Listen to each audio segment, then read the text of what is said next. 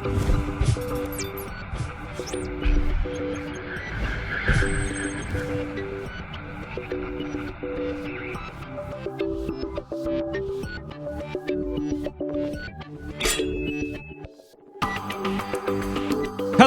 internet friends, and welcome to episode number 180 of Final Boss TV. Today, still your WoW and Game Rating show. One of the last times you may even see that intro, though. Sort of prefaced that last week on the previous show. But again, my name is Adam K, aka Bay, and today is the sort of the sandwich. Today is the world second. And all right. So I'm sitting down with Limit here today to discuss the recent world second kill of Mythic Jaina Proudmoore. And yes, it is the world second because I, myself, only really enjoy and dabble in the spiciest of memes, and all this whole like world third, by the way, that's like just bread dough, all right? Nothing there. You gotta try harder than that, okay? Not very good. However, if you missed any of the coverage from the entire race to world first, of course, I had the opportunity to be at the Red Bull Gaming Sphere in London casting the event. Then there's a little website right over there on Wowhead that has coverage all this stuff, as well as many, many, many other things, of course. So shout out to Wowhead for helping make this show today possible. So wowhead.com if you would want to get any of the inside juicy bits about the PTR testing just came up the other day. All bunch of MDI spring changes for time trials. If you weren't here in chat at the beginning of the show, there is a new world quest coming up in 8.15 where you're the crab and you're killing the turtles. So you can get all of your news about World of Warcraft over on Wowhead. So check them out. Links, of course, down below. Or just go to wowhead.com if you haven't before, or you're living under a rock. Additionally, there is a very special group of people that I have to extend my appreciation to for helping support the show, the stream, and everything in between. And those would be my patrons over on my Patreon page that are helping to make sure that Final Boss TV remains a very artful project, because if they weren't here, then this wouldn't be a thing. This is the February cards. Thank you very much to all of them. And if you would like more of the show, and I told the guys today that there'll be sort of an off-the-rails, very memey after show, then you can go check out that, because there are we're up to 52 additional podcasts. We have the extra after show we wrapped up with the Method guys last week, and it keeps going on and on and on. We got the end of year special with Brutal, Taliesin, and Evito. There's like somewhere buried in here is 2 hours of Mike and I talking about Legion. I don't remember what that was. That was from last year, but it's actually funny, all the stuff we predicted was happening way back then. So go check that out if you want to support what I do here and get some more of the show. But today, I'm talking to a returning guest and two newbies, I suppose. One of them, just to get out of the way. THD, welcome to the show. So I had a chat. Hello, sir. What's up? Hey. It's me.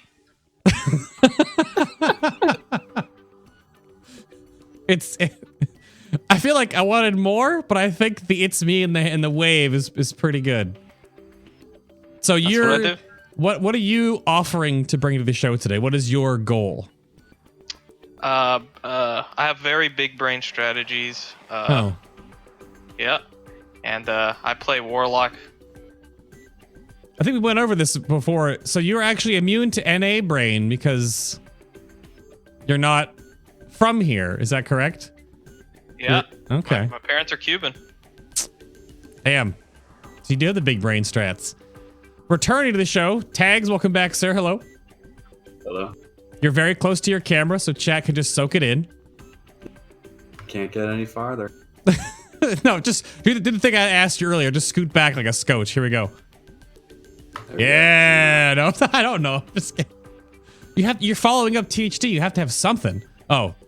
I like THD. Only play one class. The class is very bad right now. Oh. It's maybe not worth mentioning. It's in your Twitter bio. You're not rolling any healer ults, no? I tried to, but they didn't let me. You tried to? Yeah, the guild keeps me down. It's unfortunate. That's too bad. However, also in a somewhat similar boat, Atlas, there's the fresh meat of the show. Welcome, sir. Hello. Hello. I also play a horrible class, and I'm also a full-time student, so I don't have time to keep up multiple characters. Because first and foremost, I'm a scholar, which, by the way, THD doesn't have the biggest brain here. I definitely do. Ooh. And yeah, I'm here to chat it up. What's good? So it's funny how the two of you bring up that you both play terrible classes, even though there's, I don't know, that's like a can of worms, because that's a question that we'll save for a little bit later in the show when we get into this, because there is a very distinct difference to what Limit did this tier than what Method and potentially other guilds done. So I want to make sure that we bring that up. However, I sort of opened that with all three of you. So since Tagzz has been here before, are these two knuckleheads able to keep up and answer all these questions and things and how we run this show? Is Max going to be all right with this? Are you guys going to get in trouble? Are we okay? Yeah. Yep. These are two of the best people that we could possibly have in the show. Oh, no. Like I said, PhD might be of Twitch, but he's a nice guy.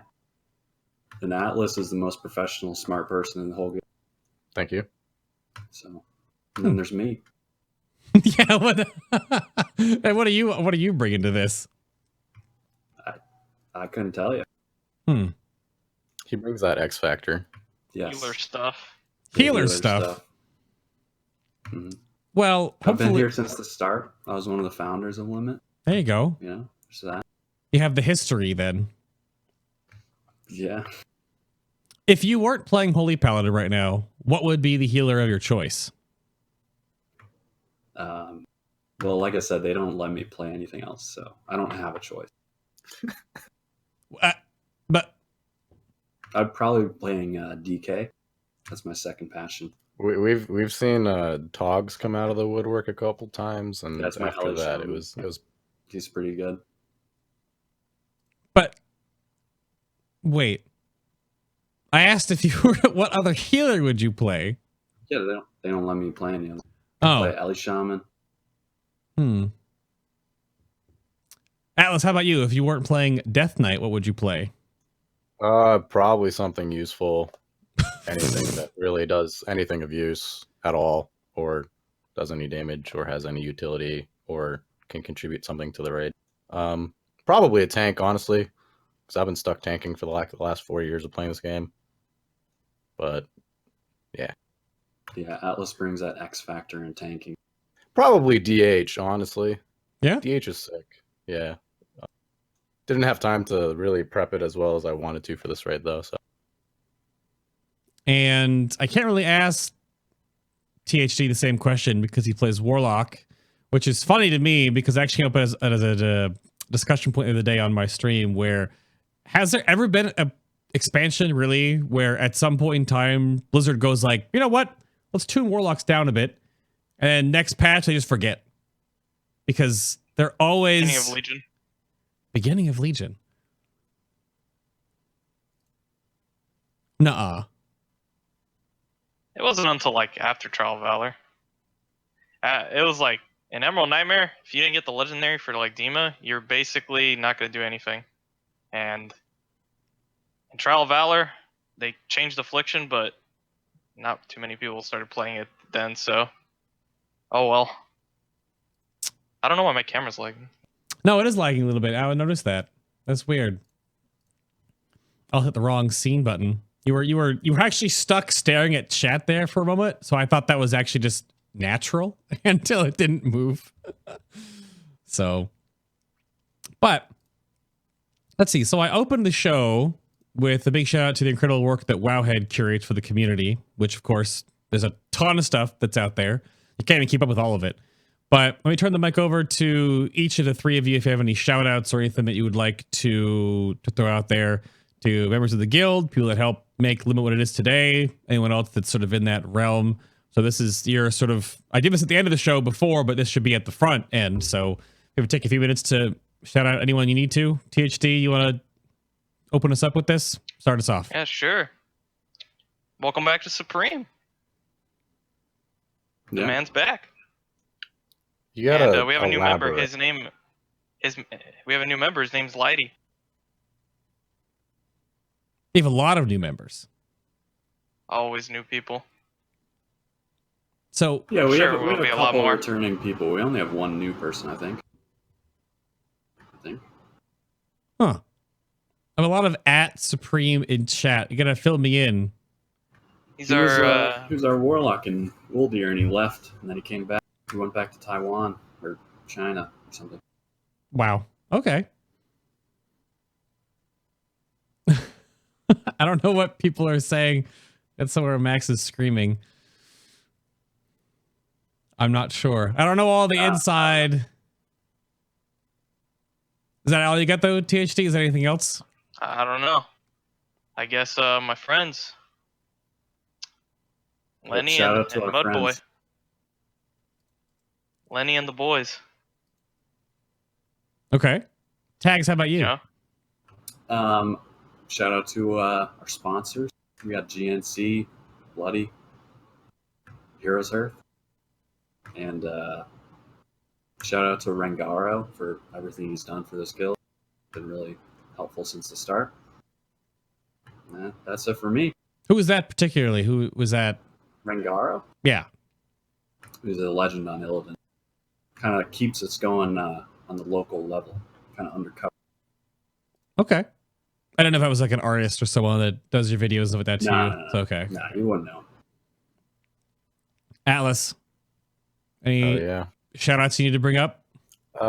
Just shout out to everybody in Limit for making it a good old time. Shout out to my roommate for griefing me during progress. Shout out to my school for griefing me during progression. Wait. Yeah, there's been a lot. I've been through a lot. I've grown stronger because of it. But these few His weeks in state this tried to raid, kill him too. yeah, it's been a real roller coaster of emotions for me personally, and playing a DK doesn't help with that, with the crippling depression setting in with maining that class. So Oh no. just shout out to everything. Shout out to our sponsor. Shout out to the guild. Shout out to Max. Unfortunately, he couldn't be here today. He'll be in our thoughts and prayers. But yeah. Oh, and shout out to Tagzz for recognizing that I'm the most professional and smart person in the guild. Mm-hmm. It's come full circle. So Yep. Shout out to Tom Sedson as well. wait, there's something in there Without that him, we you couldn't be here. something that you unpack for us, Atlas, just to make sure we're all on the same page here. Oh, yeah. How was the IRL MMO? How are you getting griefed in real life during progression? What was It was twofold. So my school has this really funny thing where the apartments just fall apart at any given moment. So it rained and my power went out for 3 days. So that was actually why I wasn't there for 2 days on Jaina. And then on top of that, my roommate decided to play a prank on us, and he bought this little bottle off of Amazon that basically made the entire apartment smell like the inside of a sewer. And he's been spraying that all over the apartment for about a week and a half straight. And then every day I would log on at 6:45 a.m. because I live West Coast too, so I have to wake up super early for the raid. And then it just smells like the inside of a toilet, and that kind of became like a recurring thing during progression. Wouldn't that be bad for your roommate as well? Oh yeah. He literally decided to suffer with us just because he thought it would be fun. Huh. Sounds like you need to get a new roommate. I love him. He's funny. But I'd prefer if he didn't do that during, 15-hour raid days or whatever it is. Yeah.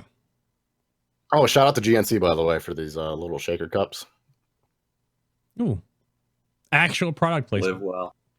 I like that. You can use my discount code. It's #GNCGamer. I think it'll give you 5% off. Hey, this is your section of the show, by all means. So, GNC Gamer. I guess we can start unpacking the meat and potatoes here.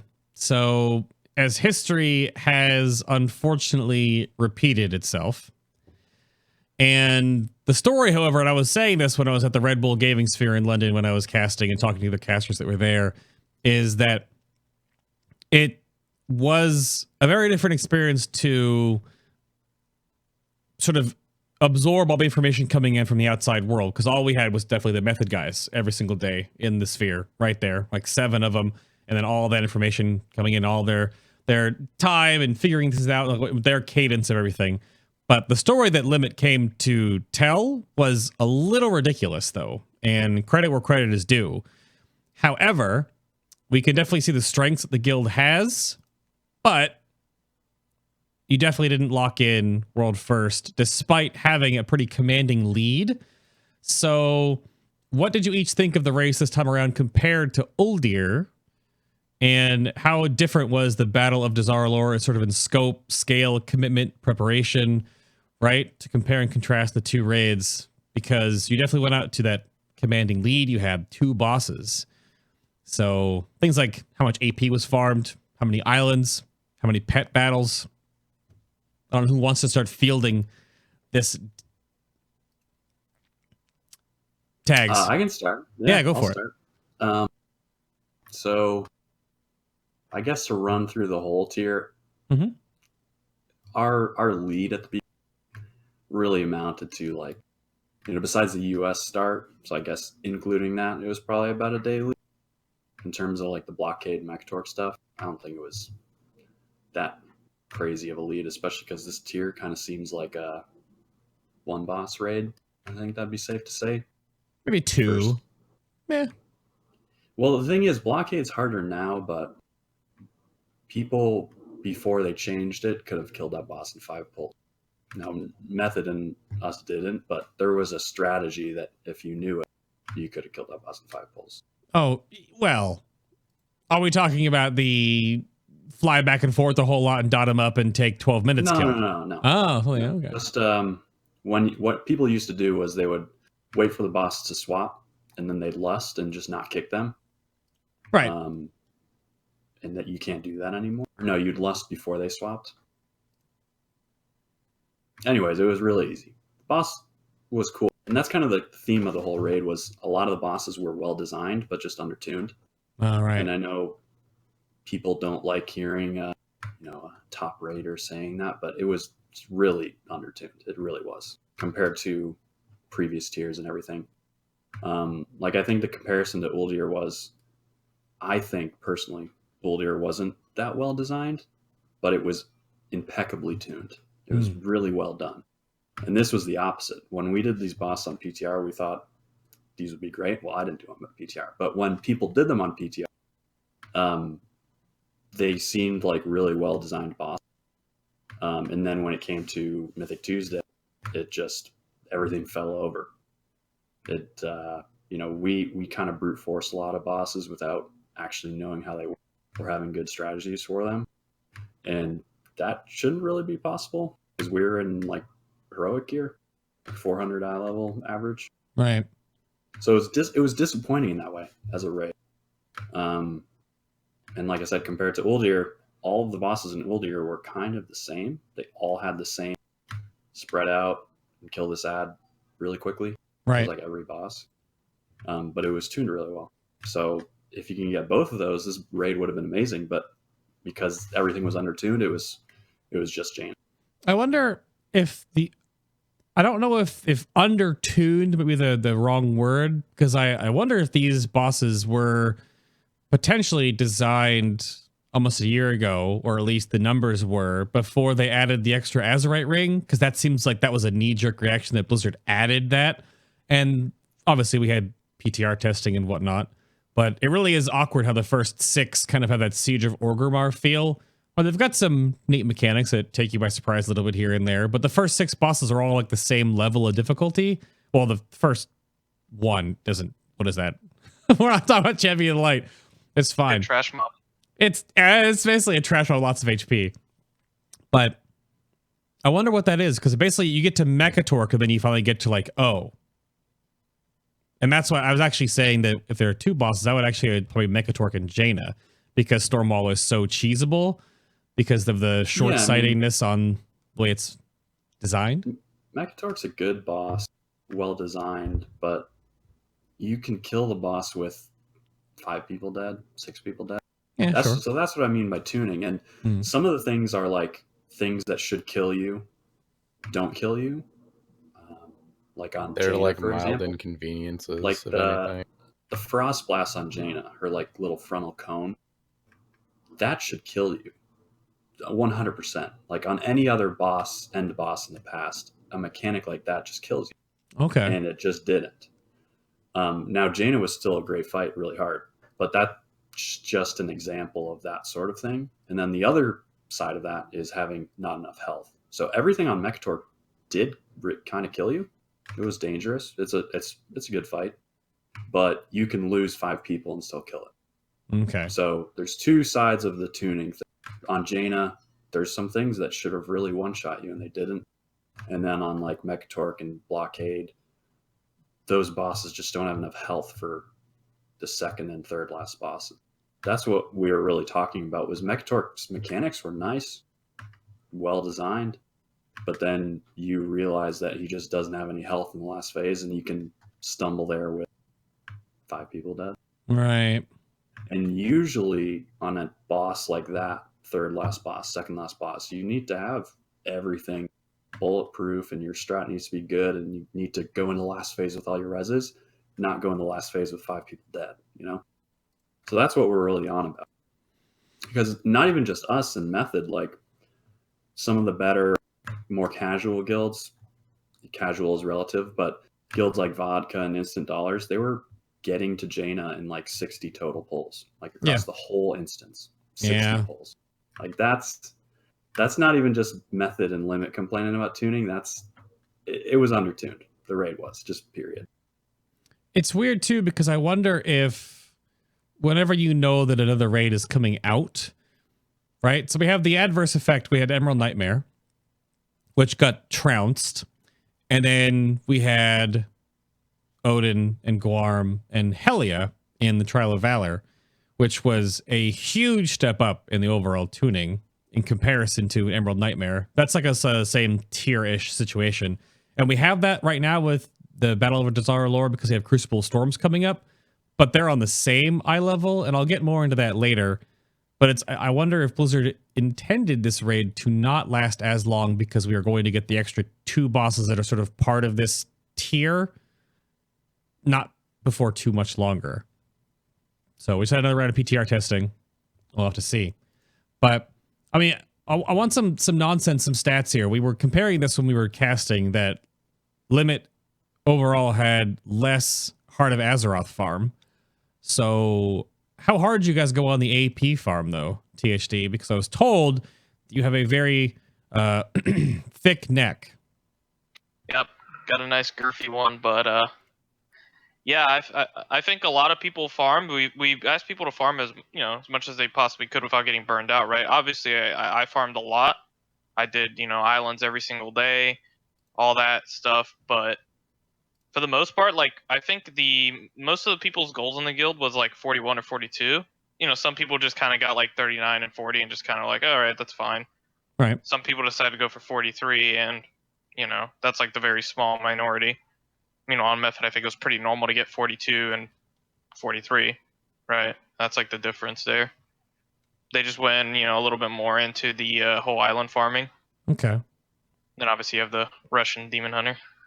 Yeah, I don't have a chatter relay to put on this kind of a show, but at the current recording of this, Mippo and Exorcist is at 49. Probably done in another day or two. Unbelievable. I mean, once you get to 50, you're done for right now until the Ajara patch comes out. So you can just shelve AP for the next few months. Take a break. But so you guys didn't go that because when we were looking at the stats to compare and contrast like where the thought come into this, because we thought that if the raid took an extra reset, which it didn't overall, because Method was ahead at like an average of 42, if they got a reset clear with all their Azerite, they would fly past having a little bit more useful traits unlocking across the board. Whereas you guys only had about 40 across the guild. So you would have slightly less, getting less power from that reset overall. Granted, a huge reset of 8 bosses is still crazy. But I guess, Atlas, was there anything else that you guys did? There's a whole bunch of crafting nonsense that you guys did? Did you max out like all the different crafting professions and get the 415 so you could trade loot? And how many other runs were before? I remember a tweet that did you guys do like 9 mythic old year clears for like funneling people Residium? What Did that happen? There's like a bunch of stuff. I think most of the preparation for this tier came before the tier actually was released, because we were doing like cloth splits, 2 leather splits, well, 2 cloth splits, 2 leather splits, a plate split, a mail split, and then just funneling Azerite into specific people for them to make residuum out of. Right. Which, by the way, that system is just demented beyond belief, and it needs to be gone. But there was some like crafting stuff. We had like some minor optimizations. People picked up alchemy, built like the 400 trinket from that, so they can trade trinkets from the raid. People picked up engineering, got the 400 helmet from that, so that they can craft an Azerite helmet and then trade Azerite helmets during Heroic Week. We also did like some shenanigans with doing specific bosses that dropped Azerite for alts that they can coin during Heroic Week, then swapped out the group, didn't actually full run it, got like a saved lockout for a different boss, and then tried to get all of our alts, like specific pieces of Azerite that wasn't the engineering helm, and then have them traded out if they got a piece later in the raid. And then I think most of the people picked up jewel crafting for the 415 ring eventually that they can craft because it comes with a socket. Yep. So there's like a bunch of like crafting stuff. There was like a bunch of prep stuff in Uldir specifically. Like before, we thought about doing some Uldir splits during like Heroic Week as well, if people were close to getting Azerite pieces off of the vendor. But I think we didn't end up actually doing that. We just like didn't have time for it or didn't think it was worth it. But as far as AP goes too, there's like a spectrum in the guild really on what people did for preparing their neck, and it's just like do whatever the most you can with your time. And for different people, that's a different amount. Like THD went to 43. Me, I was sitting at like 39 until like the night before Mythic came out, basically, and then I got 40 like the day of by opening my chest, because like there's some people in the guild who have more obligations to other things in real life, and there's some people who can, you know, grind it out and do islands all day. Plus, also, I would just never be caught dead spamming islands outside of a weekly cap, so I just straight up never did an extra island. Out of principle, but yeah, there's definitely a spectrum when it comes to preparation for the tier, but I'm pretty sure everybody gave pretty much their all into going into this. It's funny you bring up the Residium thing, because I think that a Residium is a fine system if the hotfix that Blizzard put in just made it so that you don't get any currency if you traded the gear, because they're ridiculous. We talked about that on at the Red Bull Gaming Sphere live, talking about it sort of on the caster desk. I don't know why that was their decision, because if there's ever a time that any of the top guilds or anyone that's pushing that type of progression is going to get any type of advantage, you're going to figure out how to do that. And I'm pretty sure Blizzard did not intend to do viewer raids and do last tier raids or do multiple types of splits. We saw 3 different oriented cloth, leather, and mail plate splits during Method's free farm in Heroic, where you're funneling Residium and Azerite pieces to like 1 person or 2 people, right? I'm pretty sure that was not intentional, but they broke it in the worst way possible, and I just don't. It was a funny part to bring up. It just feels like a band-aid fix to something that's fundamentally flawed, which is the Azerite system to begin with, and they didn't really know how to deal with, you know, people complaining that Azerite wasn't working in a way that was either fun or made them feel like they're getting something out of it, so they had to put in a vendor. And then now it's like kind of like a half-assed way to like have people target specific pieces, but they didn't really think of the consequences on what happens when you put a currency like that and don't reset it every single raid or just increase values like that. It's just going to make people farm it for endlessly large amounts of time and then stockpile it for later, even if it's like a marginal increase towards the overall goal. So it just seems like an oversight, really. Well, speaking of marginal increases to the overall goal, can you speak about, if you want to keep going on this, Atlas, or if Tagzz wants to, being the old dog in the pen here with the guild, the gold and IRL money back and forth, the guild swapping to Alliance and then back to Horde for progression because of the Warfront nonsense. I know that was a hot topic in the social media realm. Was it worth it? Yeah, it was worth it. The only issue is Max had to sell his car for us to do that. So he's in a rough spot right now. I don't. If you want to go and sub to him, that would really help. But other than that, like if you don't care about his card, then it was really worth it. Like the thing is, because of the timing on EU, they couldn't even do that if they wanted to. Right. Because the Warfront was not the same. So for what we did, we paid like, I don't know, I think it was 15, 20 million gold for 200 to 300, 400 pieces on every. It's pretty good. And everyone's alts. Yeah. So we think it was worth it. And I think we had the most gear around that time. But then by the time Mythic started rolling, we fell behind a little bit. I do believe you. Yeah. We had an advantage from that, but we didn't do as much splits and didn't do as much crafting. So yeah, we got a little burst of it. So it was worth it. Especially when you compare that 15 to 20 million gold to just buying BOEs. Like people were spending 1, 2, 3 million gold on individual pieces. We spent 20 on, albeit 400 pieces, but 50 of them or 100 of them. Yeah. Right. We transferred 50 characters. So it was like 100 pieces. So it was good. Just one car. Yeah. I guess the side point about this that came up in the community, sort of like YouTube and the Reddit scene, brought this notion of air quotes buying a world first. And I think in the past we have seen sort of extreme measures that the top guilds that are pushing for this have done to do this, all the different little bits and pieces they can get ahead with. Is this sort of, I don't think it's been as extreme as, I don't remember hearing about this in like Mrs. Pandaria, right? When I started doing the show all those years ago.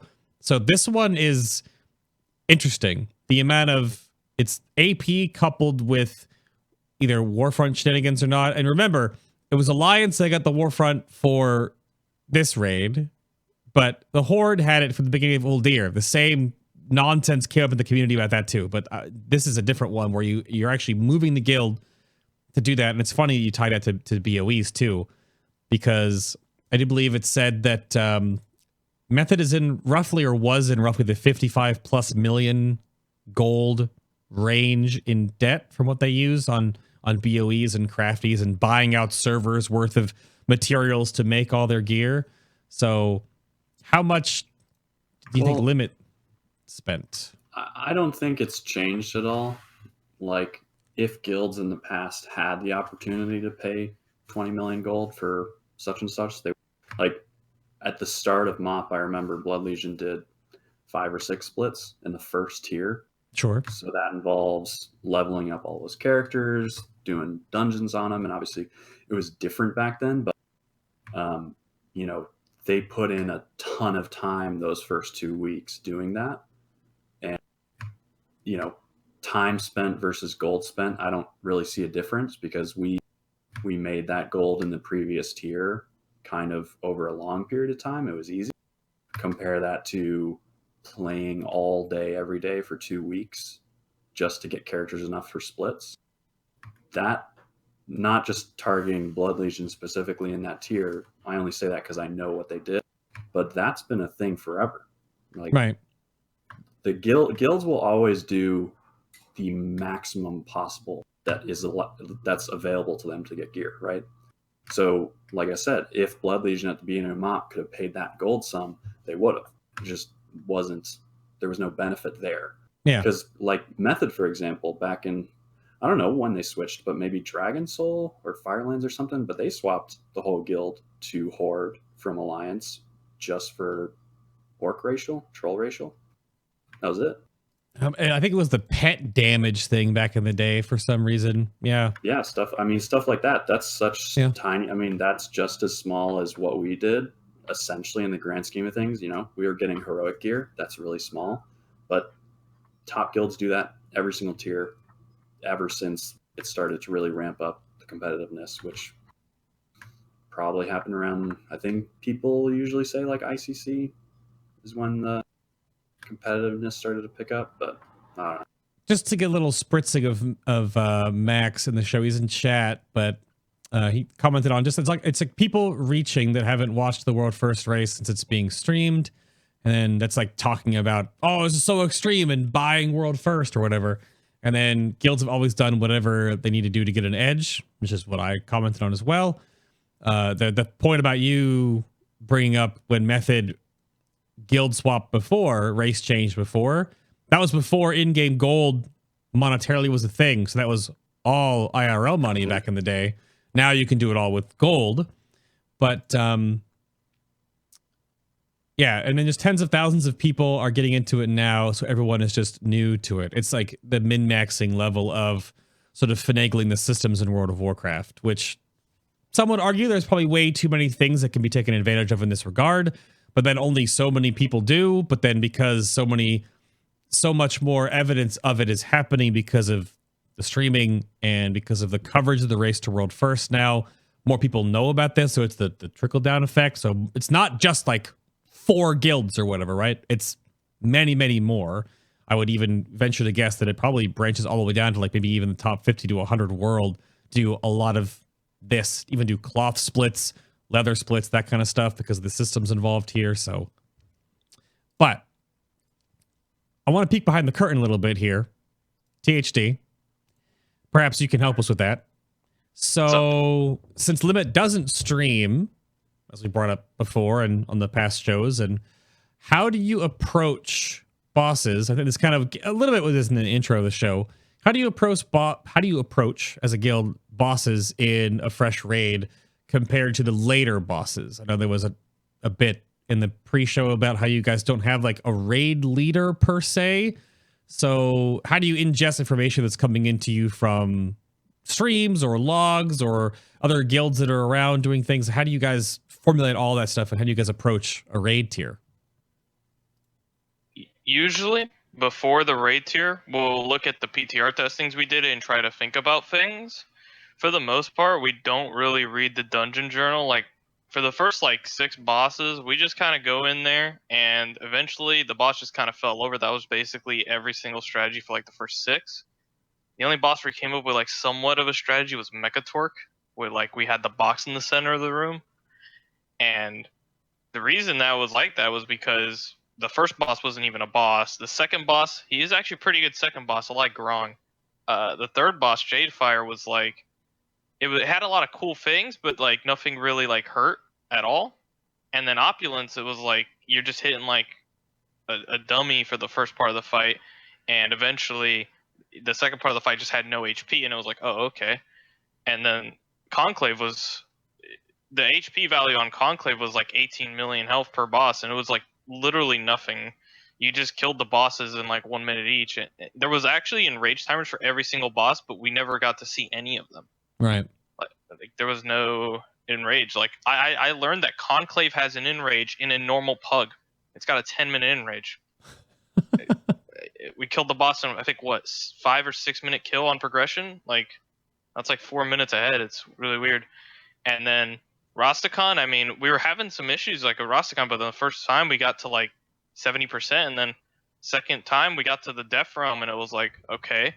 And that was the only hard part of the fight. After you got past the Death Realm, we had 10 people alive, and we got the boss. We lived in the last phase for 3 or 4 minutes with 10 people alive. And then the next pull, I think we got everyone down there again, and the boss just died in phase 4 nothing. Phase 4 Rastakhan had absolutely nothing going on. It was just oh, here's the boss. Boss got to 40%. Here's your loot. And then Mechatork was the only real boss after that, and it was not even too much. It was in PTR, the radiation zones on Mechatork were a little bit bigger, so they were actually bigger, the radiation zones, so you couldn't stack them up as much. And then you just immune 3 of them on top of each other, and suddenly doesn't really pose much of a threat. Wasn't kind of the same thing with Stormwall. Just to caveat that one, wasn't the combinations with the spark bots on Mythic Mechatork 2, wasn't it 5 colors instead of 3, but they just took out the 2 for Mythic as well, so that spark bot control was easier. Yeah. So it made it a little bit easier in that sense, but yeah, the version of Mechatork on PTR would have been much harder. That wasn't the only change, because the pools used to cover most of what it could see in LOS. Ooh. So okay. you It was like a would have had 10-yard to- puddle. I don't even know, but it would have been much harder for sure. Right. So do you guys put together when you get to the boss that actually requires something, which may be like the last 3, if not the last 2, even though again, Stormwall is harder now than it was when you guys got the world first on Stormwall Blockade, which is so funny to me. Blizzard likes to do this. They fix things after they've been broken, but then everyone else sort of suffers in a weird way. And I mean, we get more gear at the time than we get there. Like I'm on Stormwall tomorrow, and like our first couple of pulls, we just did the cheese on the boat. So then all of a sudden we're in phase 2 and it's 60%. We're like, all right, let's like 5 more. We should have this. It's such a weird fight. But when you get to the real bosses, when do you get more analytical? Do you break out spreadsheets, right? Is there log diving with yourself? Do you get any logs that you've looked at from other? I mean, because you were ahead when you got to the Mechatork into Stormwall, right? So you didn't have any information. So what do you do to formulate, how do you do that besides you're not just like pulling a boss, try something, wipe, reset, repeat? Well, so I guess to touch on a couple things there. Okay. Also with your original question, like what we do to prepare that sort of, I wouldn't say that we do this like every time, because we always are doing different things and we are pretty much constantly doing something different every tier as Sure. we learn, as we try and get better. This tier, we actually spent like hours and hours and hours just watching the bosses PTR testing as a guild. Not sure if we'll do that again, but basically we had everyone in a channel and watched the testing together and to formulate some sort of strat. And then like THC was talking through, this didn't really matter, if those bosses were harder, I think it would have paid off and it would have been worth, the time that we spent in pre-tier, because we had pretty nice and fleshed out strategies going into every boss. Okay. And that also kind of lines up with like why for example, our strategy on Blockade was so different than everyone else's and didn't really exploit the weaknesses of the fight. We kind of did the fight seemingly how Blizzard intended to. So like when the boss was fixed the next week, it didn't even affect us at all. Like for example, one of the fixes was you couldn't dodge the voltaic flashes on the sides anymore. Right. But we just never were doing that. Maybe because we're stupid. I don't know. Like we weren't like abusing some of the weaknesses of Blockade. We just went in with the strat that we had kind of figured out before the tier, and we just pull with that. And that's probably the biggest difference in terms of like what we're talking about here. The how do you approach a boss? How do you do that sort of thing? We just pull like a lot and really, really fast. Like we don't ready check. We pull usually like 30 seconds in between every pull. No ready checks, no nothing. Now we're always discussing things, but we usually do it during the pulls. So we don't take like long breaks to discuss strategy usually. We just keep pulling and discuss it as we go. So that's definitely the biggest difference is like method on stream. Obviously everyone saw they take these very long breaks. We pretty much never do that. So we usually also end up with pretty high pull counts. Sure. But time wise, we like that way better. So who's to say whose is better? Obviously they won, but I don't think it's because they take long breaks. They won because they played better, So I don't know which strategy is better. It's probably just that works for them. This works for us, Okay. But that's the biggest one for sure is the pull. We pull fast. Is your... I was told this back a few episodes ago with you guys, I'm sure, that your comms, your voice comms, which we're not really going to hear many of them when we get to the second half of the show when we do the live commentary, because the video you guys have of your Mythic Jaina, it does have your comms on, which obviously is a little more subdued in that sense, but do you still have 3 or 4, 7 different conversations all happening at the same time and it just works for you guys? Is that still the hectic madness? Oh yeah, there's a amalgamation of conversations going on at all times. Usually it's somebody either just spouting out memes or saying something stupid or THD? flaming each other in the middle of the. Yeah, honestly, usually it's me.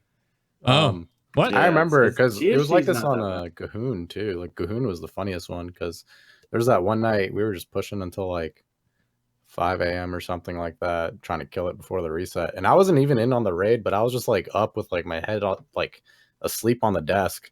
And like in the middle of their pull in like phase 1, I would just say something stupid, like just literally spouting out just random stuff to make people laugh and wake up. Yeah. But that's like a norm pretty much. There's just always conversation going on, and it's like people just enjoying raiding with each other. And it's great because nobody really gets distracted during it either. Like people are capable of playing well, some, but you know, big brain players such as myself, we're able to play at a good level while also having fun. Well, sort of a follow-up question to that, I suppose, is that not sure who wants to answer this one because I don't really know. This sort of came to me from the nether in my Discord. Did Limit have a Method Josh trash talking Limit montage video ready to put together? If you guys did secure world first, was that something that was in the works behind the scenes? I don't think any of us would have made a video, So. but I have a lot of clips. The thing is with Josh, for us, I'm sure someone would have made that video, not from, but everyone here that pays attention to Josh kind of knows it's just a bit, you know? Sure. And everyone else, you know, a lot of people don't pay attention to anything. So they probably never seen Josh's stream. So I think, like, yeah, anyone that knows Josh pretty much knows that he's, you know, he's a jokester. Alrighty. He's a funny guy. So here is a serious question to follow that one up on, though. Tagzz, is coming to you. I talked to Deep Shades about this last week in episode 179, but I want to get your take on it because your raid composition is so very different to how the roster and Limit looks compared to Method in this regard. So were there any classes or specs that were MVPs during your endeavor to tackle Word First for Mythic Jaina? Or did you know about them to swap them in? Was that reason why you recruited the way you did ahead of time? Or did anything suddenly jump out of nowhere and surprise you? Yes, I mean, in terms of the classes that were valuable, I think it's probably the exact same as Method, except for, but like, you know, Shadow Priests were great, Warlocks were great. Both guilds clearly knew that. It wasn't too crazy to figure out. The one that was different for us that we put a lot of weight into and thought it was going to be great was Prot Pally as the tank. Yeah. We were really trying to run double Prot Pally. We ended up swapping off of that, but I think we were right in that Prot Pally was extremely strong this tier, especially for Jaina. They do a ton of healing. Like a ton of healing, and their immunity for Jaina, like the avalanche stuff, that was super awesome. I think Darky ended up using Bubble Taunt in the last phase for like a full 8-second immunity on both the ad and the boss. So it was, I think that was great. Obviously, Method didn't use Prot Pally, so that's really the biggest difference. But in terms of like which classes were great, I think both guilds figured that out pretty quickly. You know, Warlock, Shadow Priests, Ret was really good. There were classes that we thought would be much better going into the tier. We actually were kind of preparing 4 mages. Oh, wow. Obviously, we ended up only using 1. So that was probably the biggest like misfire, was we really thought mages was going to be the play. But, you know, our ending comp for Jaina was probably really similar to Jaina or to Method in terms of like DPS, because like I said, it's obvious once you're actually doing the boss, it's pretty obvious what classes are good. And if, especially with a week's reset of gear, you can gear people up. Obviously Method didn't do the reset, but like they didn't do their splits until later in the week when they had already pulled Jaina over 100, maybe over 200 times. So when you do that second split, you can really target the exact classes that you already know are good on the boss because you've been pulling the boss. The other biggest one was our healers. The healer comp was much different. Method used 2 disc priests, and we didn't use any priests. Oh, okay. That was more of, that wasn't a necessary choice. Like we didn't go into the boss thinking that was the play necessarily. But basically what happened was we had 2 disc priests available. That was Jeeth and Siori. Jeeth's priest just got no gear in like heroics. So after we did the first week of heroics, Jeeth was kind of just set on playing monk because his monk actually had 15 higher eye level. So when that happened, we essentially were down to 1 priest. If we wanted to use 2, it was going to be a much less geared priest. So it was just Siori, and Siori's alt is a shaman. So when we get to Jaina, I think Method might agree on this. Maybe not. It might have not been possible with like their first week kill, but to us, having 2 shaman was much more important than having a priest. You know, obviously, disc priest would have been super awesome to have, but having that second shaman, I think, is even better. So I feel like in the same situation, Method actually would have agreed with the healer swap we did, which was to go from 1 disc priest to no priests at all, but the trading is double shaman. Right. Double shaman is extremely important on the fight. Oh, casting and watching the way they changed things up, at least from what I was watching with Method's POV, when they delayed the Spirit Link totems to buffer the biting cold stacks, like sub 10 to 9% on Jaina. On the desk, we were like, this is they've got it, right? They moved their healing cooldowns and they were all alive. That was it. So yeah, no, Resto Shaman definitely was clutch. I think that was what was brought up on the show last week as well, for sure. It's interesting though with the no disc priest, because their HPS was stupid in that fight, but you still got it though. The only healer that really shouldn't be in that last phase is a holy path. All 4 other healers are pretty equal in terms of healing, except Shaman has Ankh Totem and SLT. Right. So, you know, the trade-off with Shaman versus Priest is damage versus that insane, incredible cooldown SLT. We didn't need the damage, so we dropped all of our Priests. Fair enough.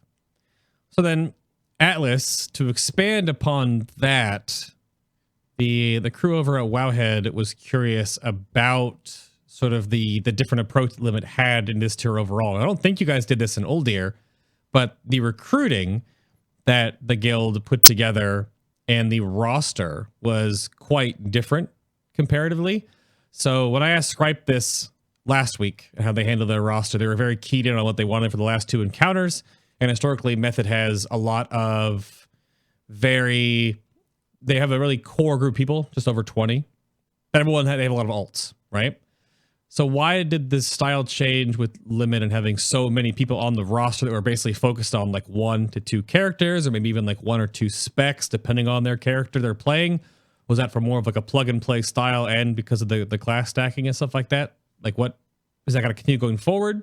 What led you guys to do that? Yeah, it's pretty deliberate.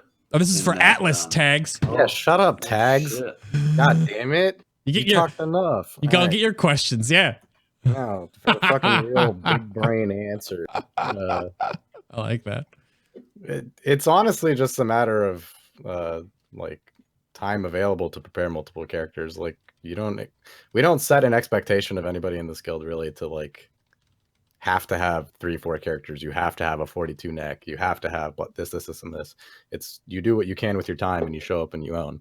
And recruiting has always been that way too. Like, obviously you want to recruit people who play specific classes that you're lacking, but everybody in this guild is fully capable of playing pretty much anything. So if you want them to play that class, you just move them to play that class. Like Nori, this tier, played a Windwalker, and previously he's played Warlock, Shadow Priest. He's played a healer, a Mistweaver Monk. He's played 3 different healer alts. He's played a DK last expansion. Like you move your good players to the class that you need, and you recruit good players, and you always want to recruit the best players and just have them in for the last boss. And you always, use the characters that would be in for the last boss. So for example, like if you know that a specific class is going to be good on Jaina, or you think it's going to be good on Jaina, like we planned on using my DK. You're going to bring in the DK for all the previous bosses before that to try and get them the most gear so that they're useful on Jaina. But obviously, you like taper off certain classes if they're just straight up not good for previous fights because you think that there's going to be a large benefit to having a different class. Like if there's a large multi-dotting class, or multi-dotting fight, like Stormwall Blockade or like Conclave, where you want like range characters in, you're obviously not going to bring in like a DK because you're not getting anything out of it. And you also have to do like a benefit analysis as well, like on the boss specifically, that you do set the class that you think is going to be in on the last boss. Like if you don't get any pieces of gear off of a boss that there's a class that's better than you that can be in, Right. there's really no point in bringing in that class for that fight just for like, you know, a risk at losing loot basically. But you always want to approach it as you tailor your raid comp and you tailor the characters that are in based on what's at the end of the raid, because otherwise you're just wasting loot on characters that you won't end up using.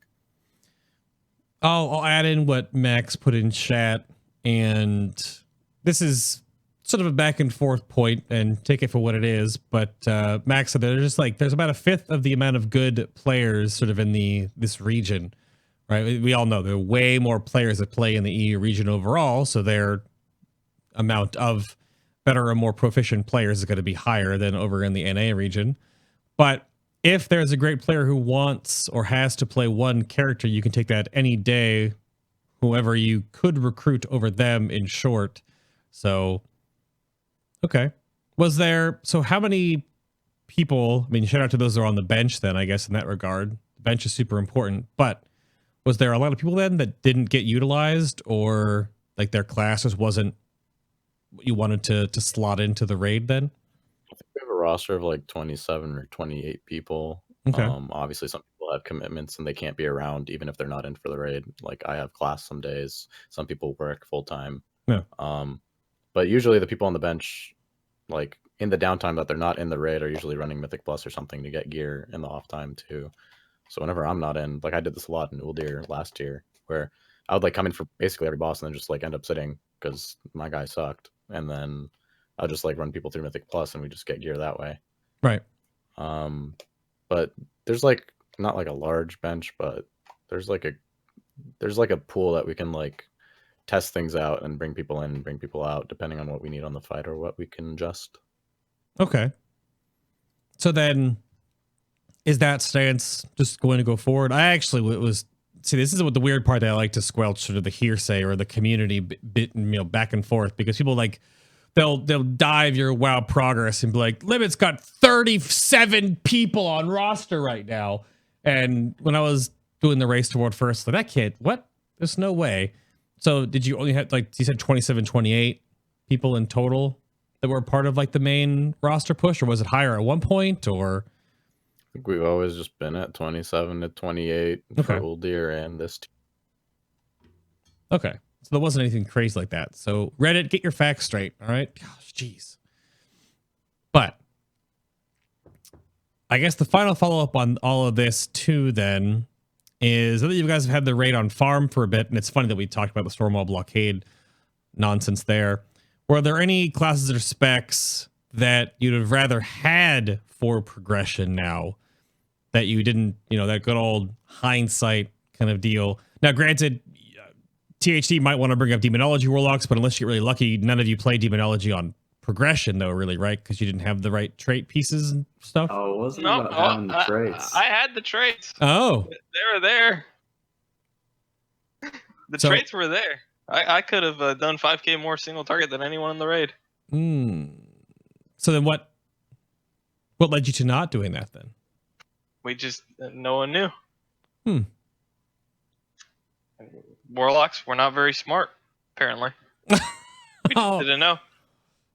It's funny if you look at Warcraft Log's aggregate statistic data right now on how whoopsie that Azerite trait situation is for Demonology right now. I'm waiting for Ian to come back on and just nerf Demonology again because they want you to play it just for something ridiculous again. It's really, really silly. It's fun, though. I've heard. It's fun. Yeah, you have Bloodlust the entire fight. Yeah. It's really cool. Yeah. Pretty good. It's 100% uptime. You beat everyone on the meter, even if you're like 10 item levels lower. Sick. Yeah, a caster having the 1 second GCD I've heard is pretty good. Pretty good. But it's a weird one. Was there any other classes or specs that came up though? I don't know. Atlas, you weren't able to do DK for it, so was there anything you guys would have rather splashed? Well, Mage ended up being good. Yeah. In the end. Not for the immunities though. Yeah, so we like I said, we stacked 4 mages thinking they're going to be good for this, and that. I think now you should totally bring mages to Jaina, but again, that wasn't something we kind of realized. Right. So we geared up all these mages, then decided they weren't good, and then they ended up being good. But that's like, in retrospect, now you see their last phase damage, and they're one of the top classes, so they are. But another important part, and this was kind of similar to Goon, where you might start progressing on Goon and you're in P1. The class that seems really, really strong in P1 is not going to be the class that's going to be strong for the whole fight. Like, for example, a Moonkin will easily top damage in P1, but the most important part of the fight is the last phase, and Moonkin aren't as good as other classes in the last phase. Sure. So when you're progressing to make P1 easier, of course you're going to bring a bunch of Moonkin and like rogues to silence all the things and all that stuff. It's the exact same for Jaina. You want to bring classes that are better in P1 and P2. Classes that were good in P2 were pretty much just melee that did good single target because the range had to move so much and all this stuff. So it turned out, rogue, ret, those are like the best classes in P2. If you were to keep that going forward and just had a comp of rogues and rets in the last phase, it probably would have worked out. But it's just to illustrate that the classes that are good change through each phase that you're working. And that'll be like that on every fight. But so obviously there's bosses where the last phase isn't the most important crazy thing. Usually it is, but say it isn't, where you don't need to push execute really a lot. You just need a class that's good for the whole fight. It depends. But on both Goon and Jaina, once you got the rest of the fight kind of down pat, it was purely a last phase boss, obviously. Right. So you would have had to know or that Fire Mage was going to be really, really strong while you're working on the fight and just kind of drag them along because their damage in P2 would be really, Yeah. It's the same thing on Goon. Mages were bad, and they weren't even playing fire until they realized that, execute damage, that's the most important thing. We're going to swap to it and just, like I said, get dragged along the rest of the fight. But you can't do that on pull 1. That would be stupid to be on pull 1 like that.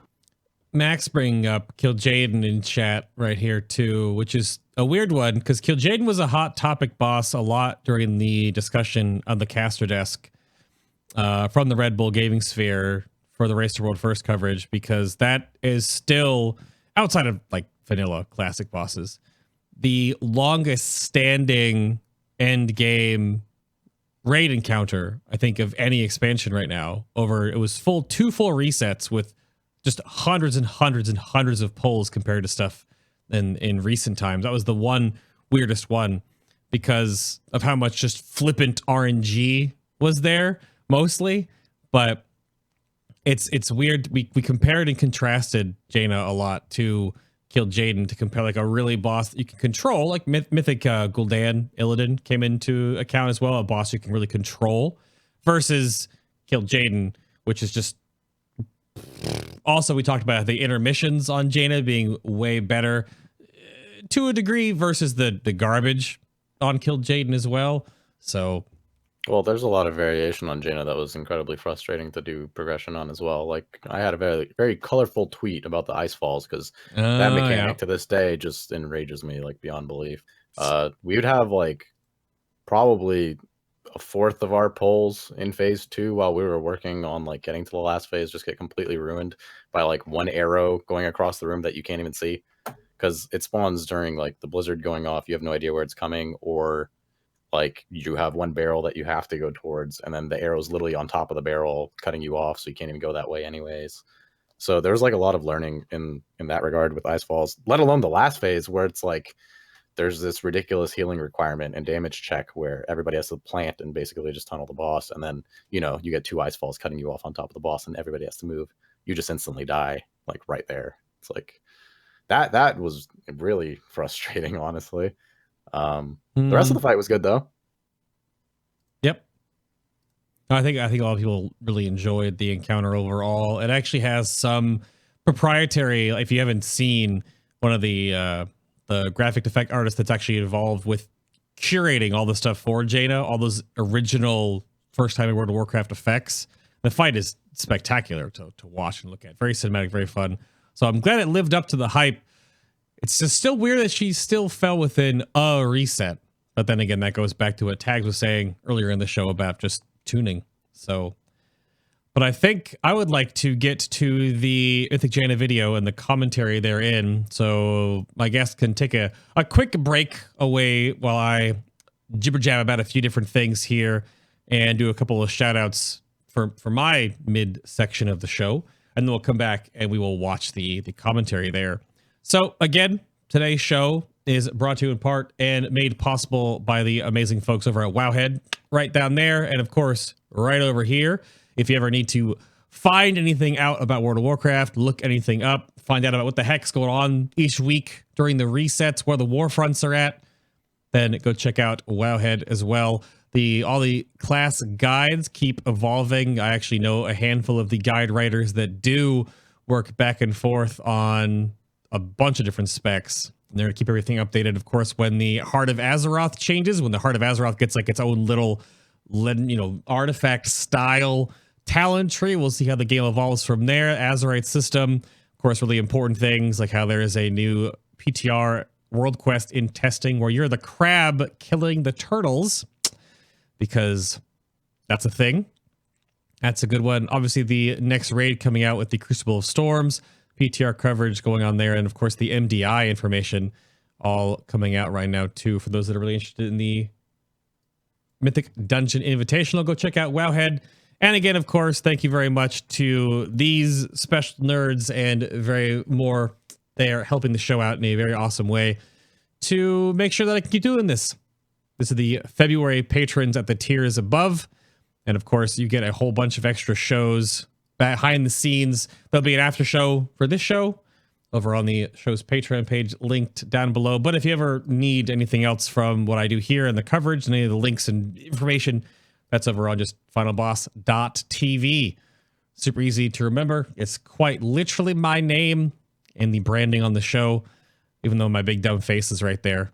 But the YouTube version of the show as well, that goes up an archive. But if you do want to listen to the shows just MP3 audio only, you can just look up Final Boss TV on iTunes, Google Play Music. I believe Stitcher Radio may have been changed. And if you hit me up on Twitter, I can give you the RSS feed directly if you have a different type of audio device, if you want to go back and listen to all the previous ones, because all the shows do go audio only also.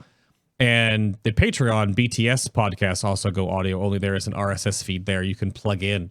So you can do all that. Thank you very much for the support. Keep them going. We've been going since Mr. Pandaria on this. And if you haven't heard yet, every single spec, at least the goal, every single specialization in World of Warcraft during Battle for Azeroth will have its own show this time around. So those start next Sunday. And depending on schedules, there might have to be like a one Sunday break, and then we'll start doing all of them. Take like the rest of the year to do them. But we're going to do Rogue, Mage, Warlock, and Hunter, one spec of each, and then sort of rotate through all the rest of them. Then do Rogue, Mage, Hunter, Warlock again, kind of like as the beginning, middle, and end, because they have 3 each. They're the pure DPS classes, and we'll sort of update as we go along. So that's sort of where the ship is sailing.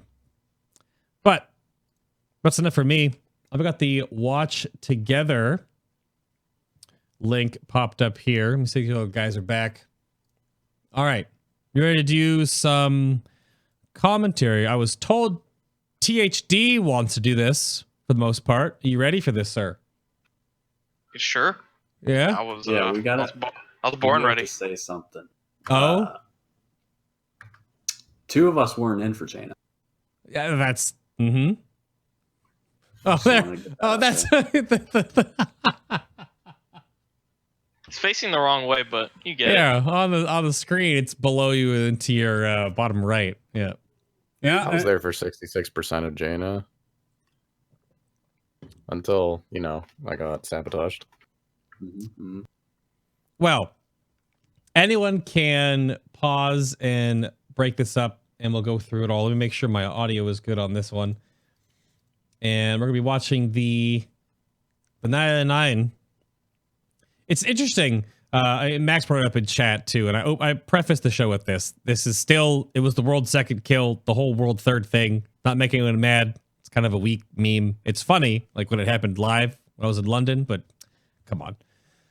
So let's play this here. Anyone can pause and go back and forth if you want to do any crazy shout outs or things that you organized or whatever. But THD, if you want to take us away here, I think I have to start it and then maximize it. No. Come on. This thing is so janky. It'll work. Maybe. There it goes. Goodness gracious. But what did to start us off with here, was there a different atmosphere going into Mythic Jaina versus Gahoon? Because you guys are pushing. Kind of. Yeah. Gahoon was a lot more serious, I feel like, in the beginning. A lot of optimizations where we went to Jaina and we were just kind of like riding the high of like Stormwall Blockade. Going down. This first phase was like full of memery for us. Yeah. Oh yeah. Especially her frontal cone. I'd like to give myself credit where credit's due, but I coined one of the calls for the frontal cone as a surprise. That caught on real quick. Because there's a few times where like it lines up where she does that frontal cone right there with the giant circle and the lance, and it's during the blizzard, so you like see like all the range just like running straight at the boss because they can't see anything, and then I would just say like surprise, and then half of them would get knocked across the room. There's like all their HP, so that one's stuck. I noticed you guys didn't mind control. We do. The ads, the way that they work is they'll spawn, they'll like instantly drop a bomb, so they stun the first cast. So the bomb doesn't show up, and then while they have a fixate, they can't be mind controlled, so you kind of have to just wait out the fixate. You could obviously do it quicker, but they do get mind controlled and flung off the edge. Okay. There's a couple parts of the video I think where you can see that. Yeah, it doesn't net you anything to do it quicker rather than slower. Like they cast the first barrel right away, and then they cast the second one in 30 seconds. So as long as you stop the first barrel, there's no rush to getting them off the edge. Okay. And I think because we didn't have any healer priests, the DPS priests just did it whenever it was convenient for them. Whereas like a healer, they can just do it whenever because there wasn't much to heal in this phase. Okay. It was also a comp thing. Like we didn't want the Shadow Priest stopping what they were doing when they didn't need it at the moment. Yeah, I was the bomb boy in this phase. Yeah, we had designated bomb men. That was THD. We had Sang calling out ships. Dosu calling out ballistas. I was calling out strictly surprises. Lip was calling down the explosives falling from the sky. Yeah. Just called them hot. So every time there's barrels near us, we just go hot, hot, hot. Other than that, really, there wasn't anything of use being said. It was just dudes hanging out being dudes. Just guys being dudes. Yeah. Yeah, this phase is like kind of cool, but at times you'd have all the cannons on fire and it turned into hell on earth. Yeah. It was just like, what do we do? Now, going through this, I think Method called this the sort of the action movie phase because sometimes things didn't overlap in a really bad way. Other times it would, which was different pull to pull. Is that true? Mm-hmm. Yeah. Sometimes she would delay her avalanche casts and it would line up during blizzards. So you're basically running out into complete darkness while two other people have the circles chasing them too. And then you just like run into each other and mow each other down. But Chest bump. it happened sometimes. It started feeling like it was more consistent in later pulls, but it was still like a thing. We assigned like Devo while Tagzz was in and a rally to it on that specific one just in case. But it was more like a reps thing. Like once people had a few more pulls in it, you stopped seeing people running each other over as much. Right. But it was definitely fun the first time because you just run out to the darkness and 3 people would just converge on one spot and you get rolled. The coolest thing about how we did this fight, though, is probably the intermission. So we had a very dynamic setup of how we did this. We had a fast and a slow side. Oh, We basically just put fast classes that were good at running by and mowing down those ads on one side, and then Sang would use track humanoids, tell where Jaina is, and depending on which like exact location she was at, we would split up the fast and the slow sides. On our poll, she ended up just being the very closest left, so we just all went right, and you can see like the slow group kind of sticking behind and finishing stuff, while the fast group just like plows ahead. so you didn't split. You're all just sort of together, though. Like one- Literally just for this specific that scenario. was Oh, That was the When exact she's same as Method. first When on the left, it's bad. Yeah. So Method had set left and right sides, and Right. we had fast and slow sides. I think the difference between them and us, though, is they didn't have a dynamic left and right side. They just had Exactly. a set, like, these people are always going left, these people are always going right. Ours depended on which location Jaina teleported to. So, for example, if she was third on the right, that means that the slow side would go to the right and the fast side would go to the left, because the fast side has more ads and they're better suited with dealing with more ads. And she could teleport somewhere else, obviously, and then we just dynamically change that depending on Sang's call out of where she was. The other thing here that we're doing right now is that we did different than Method is they would do a big run between barrels. So usually there's obviously there's 3. We would pretty much always go the same direction around the circle, whereas like left to right all the way around the circle back to the wall. What Method did was they would do the first barrel and then they'd run across the room completely for the second barrel to do the one that's furthest from the wall, so that they would always end on the barrel next to the wall. Both kind of don't really have much of a difference in how basically in both ways you have to do a larger move across the room. Oftentimes we would do it at the end when we're running up to the wall to DPS it. With the way that Method did it, they would always do it on the second one. huh. The Well, best part's coming up. Either yeah. way, you have to do a big move, and we were essentially just delaying our big move until the end of the phase rather than, and it made sense too because we weren't lusting the wall, Alright. whereas Method was. This part right here is the Pay coolest part of attention the to our entire warrior. video. He's Yeah, the POV. Will right here. Oh yeah, it was very cool. So this icefall's coming. He just goes yoink right through it. That was sick. Yeah. His butthole had to be puckered so tight. Now, is that between the casting animation it looked like too? We have to go back and look at that. I can't rewind with my region, so. We can But do it after. Yeah. Well, here I can. Oh, it was yoink, launching already when yoink, he was yoink. yeah. Wait, where is it? Yoink. I think this is it. Yeah, this is it. just before, yeah. The thing was already dropping, but he just kind of like squeezed his way through it at the opportune time. Oh, and there it is. Oh. Which would have been close. real bad for the last phase, because then we'd have to waste the. Yeah. Would have been a dead man. And see, this is the part where the ice falls get really annoying. It's that thing just fell off and cut you across the entire room, Yeah. and you are forced to run through the barrel back around basically before it blows up, because Right. otherwise your raid has to walk through all the ice and then grab more stacks again.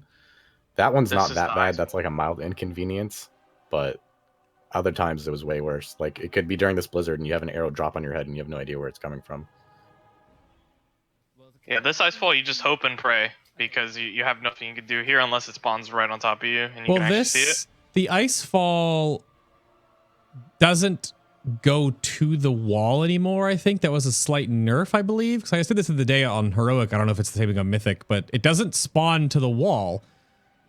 But there's like a patch where yeah, they- it doesn't Well, go. Push that at some point. Yeah. We had to deal with that once. We were literally just DPSing the wall and it dropped smack center on the wall and froze the entire array. Right.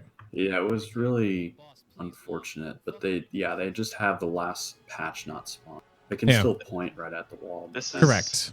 cut it This off. is the main That was a difference good here thing. between ours and Method Strat, though. Yeah. We should probably Let's see it. rewind this and pause it for like. We can just pause it. Sure. Right here, actually, this is like obviously with the wall is where methods we start to deviate, where they lust the wall, do as much damage to Jaina as they can, get her to 27. When they push up the ramp here, they still have lust, so it makes sense that they can just burn the Thanos. We actually wait on the Thanos, so our cooldowns line up a little bit better. Everyone can drop their stacks.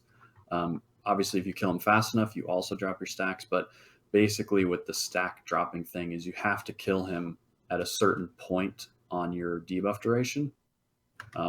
It's changed now, so I'm not sure exactly what it is anymore. It's between 6 to 4 seconds, I believe. Something like that, yeah. So we basically were doing that on the second stack, and they did it on the first stack. So they just burn him as fast as possible, get him within that window, and kill him right away. We wait, and instead of, and it really amounts to no difference aside from like the non-trolls, like the Ret and the Demon Hunters. They'll get an extra stack. That's about it, though. And so for us, what we did with Bust is also way different as well. So what we did is they lusted the wall and just used that extra damage that they would have on the wall and just hit the boss. So they like milled like 3% off the boss while also hitting the wall. We don't lust the wall. We just beat the hell out of the wall, basically. And then we have a desynced lust on Dosu, and his lust is desynced from the rest of the raids. And what he's going to do is similar to what Method did, is he goes solo, kicks the boss when the Thanos is out, and then the boss detects that he's going to lust himself, basically, while the rest of the raid has sated. And then since the boss detects that he has lust, she goes instantly into an ice block out of the phase. We spend that time in the 20 seconds that she's ice blocked, moving across the room and setting up positioning. And then right as she's coming out of that block, everybody else's lust will be back up. Or the sated debuff will be gone, rather. So then we lust right before she comes out of that block for the entire raid. So you get virtually a 39-second lust on 19 people, and she has a 1-minute ICD on her ability to block your lust. Right. So she can't go back into a block. So we valued that more in having like a full lust basically on the entire raid while we were hitting her. It's interesting that that the strat deviated so much too, because you would think that with that, and we can roll this and keep going forward, because what I was wondering about is how much more DPS that would have been to do essentially what is now the strat with Jaina, which is the burn strat, because you don't kill the Tide Elemental, just because why not? It's just, well, we toyed around with the that idea guy of has so it much early in health, man. progression. right. Like we did try killing it a couple times. I remember like within the first 2 pulls we got there, that was one of the very first things I like tried bringing up, was just like, what if you just ignore it? Because it has like 40% of the boss's health in the last phase. She dies at 5.5, and that thing has a bunch of HP. It also splits in 2, and then it doubles the mechanics. Like realistically speaking, there's no benefit to doing the elemental the way it was intended, which is just killing it, unless she's in a block the entire time. But then you're wasting your lust basically burning the elemental, and then you have to somehow figure out how to clear stacks in the last phase. And realistically, healing up to 20 is not going to work. Standing in an ice fall is risky, and the 8 seconds it takes for a lance to shoot while you're in a block is a really large damage requirement to be able to break those people out quick enough. So the burn really was like the only real way to go about it. So the reason though that it was deviated so much is on the first week, I know I had written about this, that it was not possible for us, and I cited some eye level stuff, and it was probably not exactly accurate. But we had slightly less gear than Method. Basically, on the Monday that they killed it, we had a little bit less gear. You did, yeah. But the big thing was the priests. Like, Method killed this boss the first week with the burn. We could not have copied their strat and done it. It wouldn't have been possible. However, we could have killed it the first week doing this lust strat.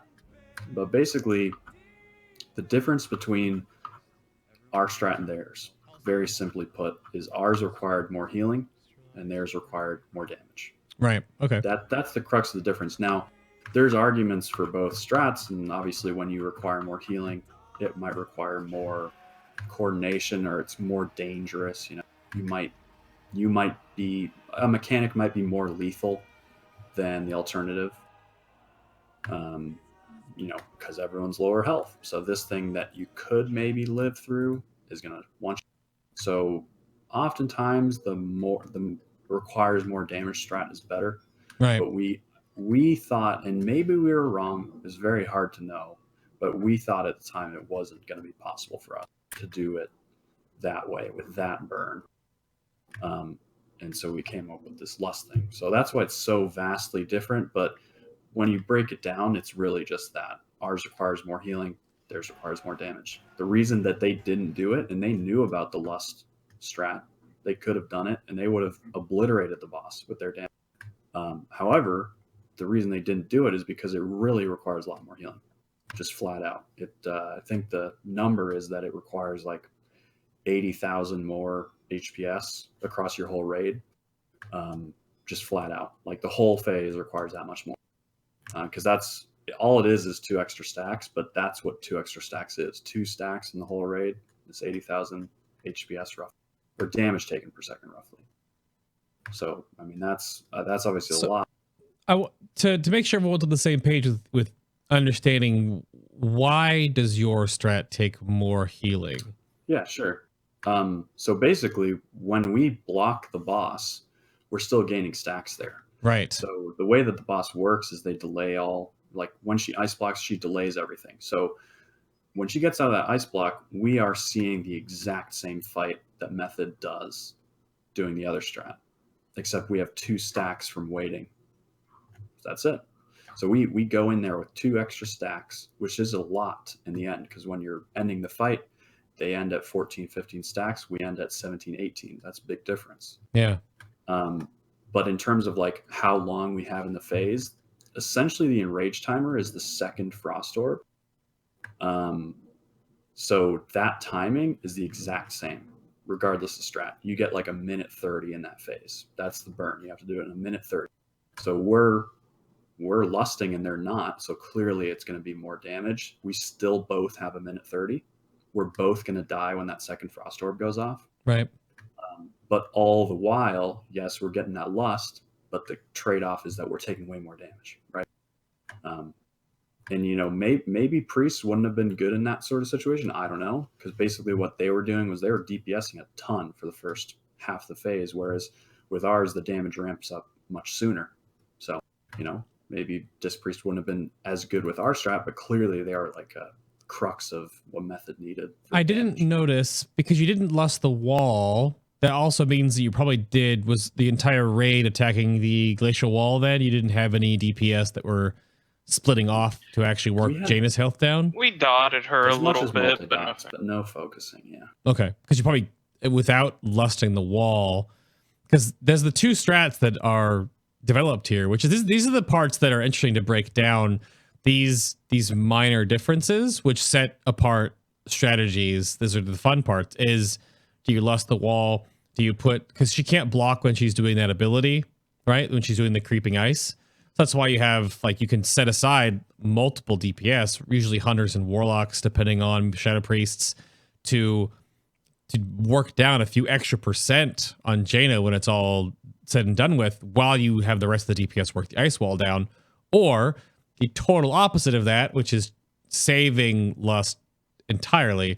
I wonder which strat will become more popular as more guilds get there with gear, because this is a fight that is definitely not made for 400 eye level at all. Most end bosses are not. I think the annoying part of it too is just like the way that we do it. It just takes a lot of setup before you even pull the boss, so it's going to be an inconvenience for other people to do. Yeah, how do you have to? It's you have to not desync lust on recommended. one person, then you have to wait 2 minutes, then you have to wait for the proper time to pull. So you're wasting a bunch of time in between pulls. Oh, anyways. yeah. and then I sometimes don't the think any boss doesn't guilds can block. copy ours. Yeah, she also just straight up doesn't block sometimes. She doesn't detect the lust, and then she'll just fuck you. So definitely don't do it the way. Oh, don't don't do it this It's not way. recommended, no. And That was in my fact, idea.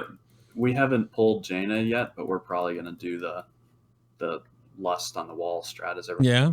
It's just, like I said, when we killed the boss, we needed, obviously we killed it with one person alive.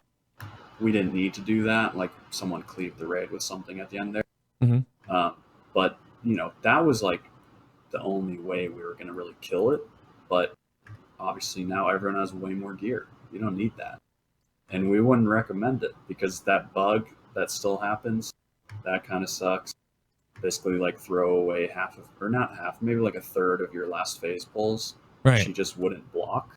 When Dosu would be standing in front of her with Lust on him, she just wouldn't block. And we'd wipe.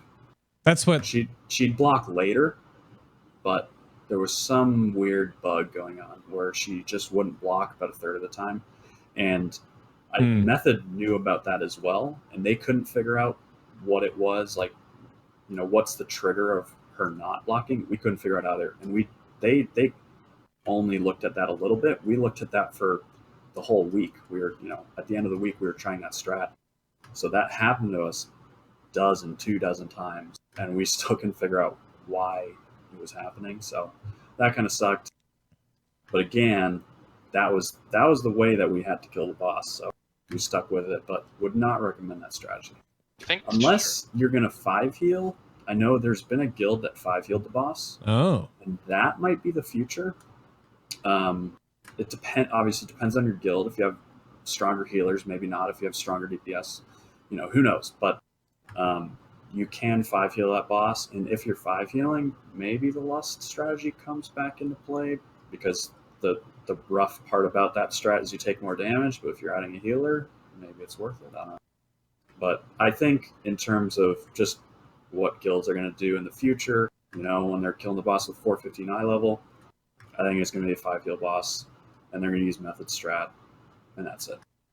What'd you say, THT? You had something else to... I think that the thing that made this strat a little bit more appealing beforehand was when she would skip frozen orbs.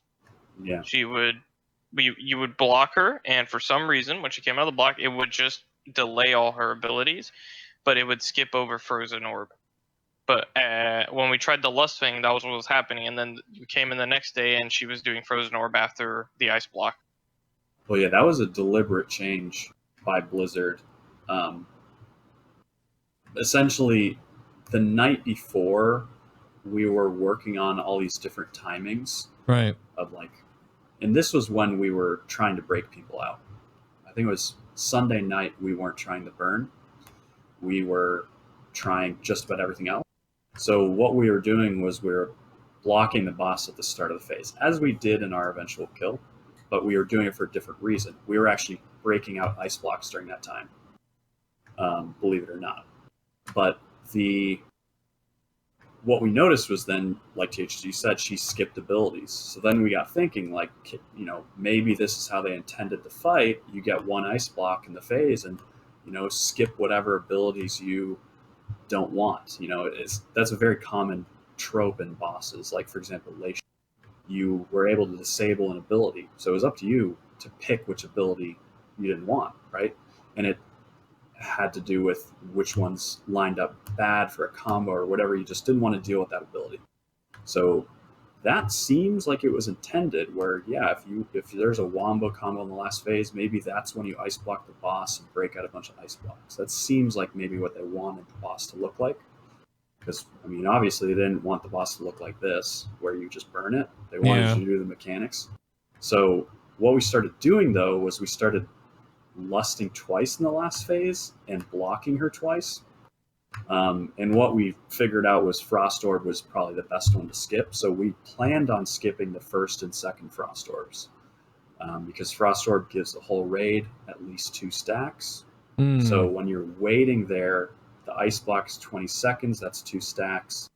The waiting outweighs the Frost Orb. So to us, it was like, well, that's a free ice block. You're avoiding 2 stacks by waiting and gaining 2 stacks. It's free. It's an interesting... That's why we went down that route. But I think the problem arose when you started blocking her twice. We started blocking her twice. Maybe Blizzard didn't want that, and they changed how it worked the next day, where now it doesn't skip, it delays. So, well, I have to bring up the devil's advocate thing here and there are some like jokey comments in chat about this encounter. and talking on the desk too with other casters when we were watching all of this stuff that Method was doing, because we don't get all the feed. We have to kind of like decipher and wait and then talk to someone, usually like the next day or after the broadcast. Is that for whatever reason, the intended look of the encounter was to go, usually ads take priority over bosses, right? If a boss spawns ads, those are way more scary than the boss. You break off, kill, deal with the ads, CC, whatever, crowd control, burst them down, alien them down, whatever, right? Almost every boss, history of World of Warcraft, ads over the actual main encounter boss. But ignoring the mythic mechanic of the tide elemental and the fact that it splits just seems like such an awkward oversight or undersight, depending on how Blizzard wanted the parabola to work out, where why wasn't there just a when tide elemental is up, Jaina takes like no damage? So you have to do that mechanic, because I can't imagine that the strats that you've worked out with the multiple ice blocking her, which is pretty genius to figure out, like with the timings and all that kind of stuff, and play with that lust equals ice block first time we've ever seen that kind of mechanic.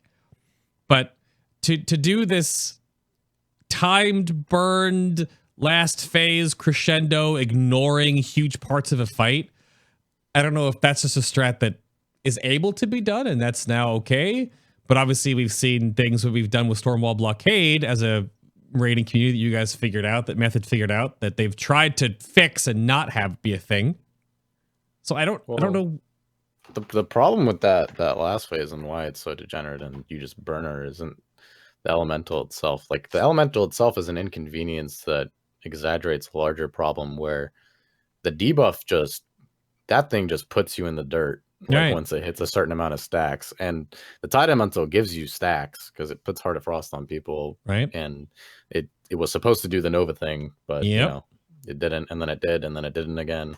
But like, the main two issues of why that last phase ended up just being a burn is, one, the debuff is just realistically unhealable once you go to 20 stacks, drop, reset somehow, and then have to do it again.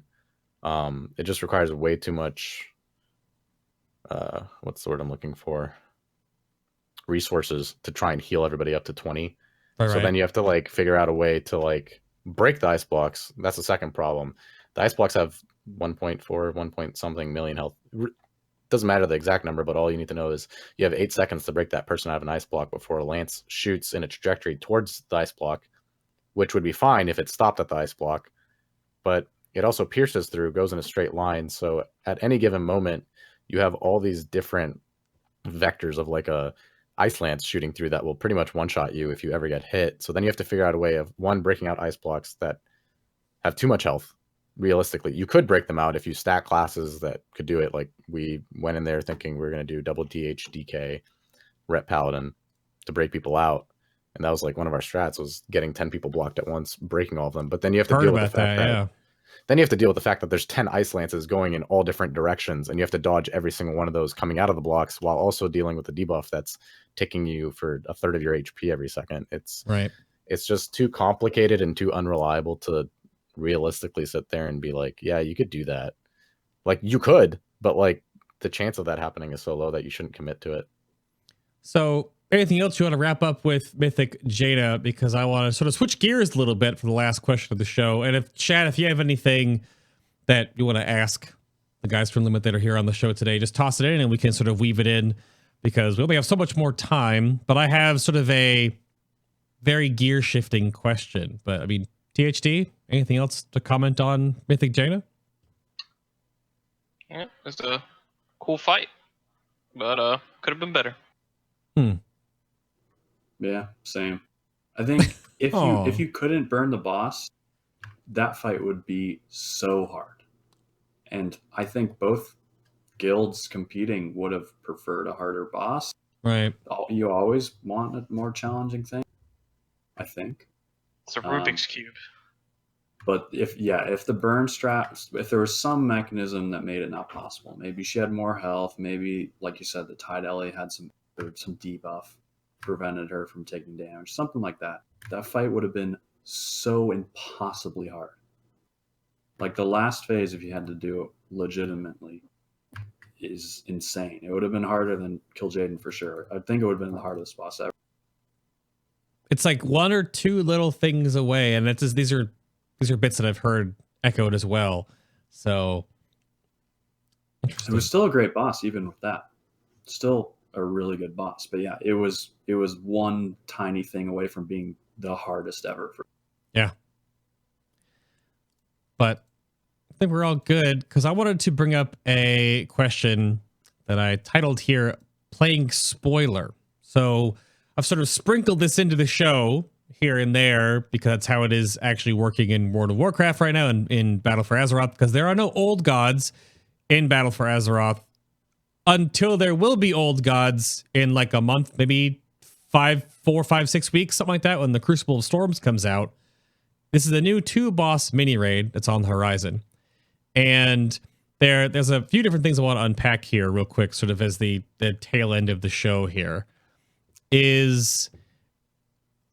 is still Blizzard's stance on a ununified, right? There's not a completely worldwide launch. Now, the Asian realms have like different localizations and things. They might not be able to get on the same token, but NAEU, where most of all this stuff happens, where most of all of the hype and the push comes from, there's still no raid unlock time frame that's unilateral across the board for you guys. And it's very possible that Unot, the Harbinger of the Void, which is the end boss, and the Crucible of Storms, who actually looks pretty badass, could fall before the EU realms even come up, because it's only 2 bosses. And again, same eye level tier we're currently at.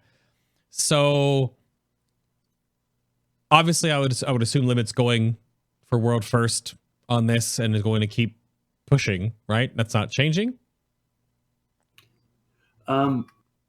I don't know if we can go as hard on this next raid, but we're definitely trying to do as much as we can. So Sure, we could do like 1 or 2 day raids, right? Yeah, like we're trying as much as we can, but we're probably not going to take off as much time as we did for this year. The other thing is, I think this raid will probably take longer, similar to Trial of Valor, because the tuning, and I might have been in pre-show that we brought this. The tuning is much easier for Blizzard to do now, because they know exactly how much gear people are going to have. Right. You know, they know for a fact, and usually I feel like their tuning is hit or miss. It was good for Helya, so I assume it'll be good for this boss. And really, the only time that whole kill it before EU even wakes up thing has even happened was like 8 years ago for Ruby Sanctum. I was like it. Right. Well, you see, you brought up Helya. That was a 3-day, 3-boss raid, and this is 2 bosses. And yes, Blizzard can essentially over-tune Unot to just be stupid, right?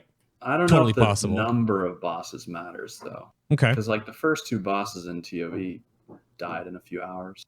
Sure. There hasn't been a secret phase in a while. I think the one kind of weird difference is in this we'll have 48 traits, so we'll have the 420 item level on all the Azerite armor, and we'll have obviously like probably like 415, 420 item level on just all about all our gear, right?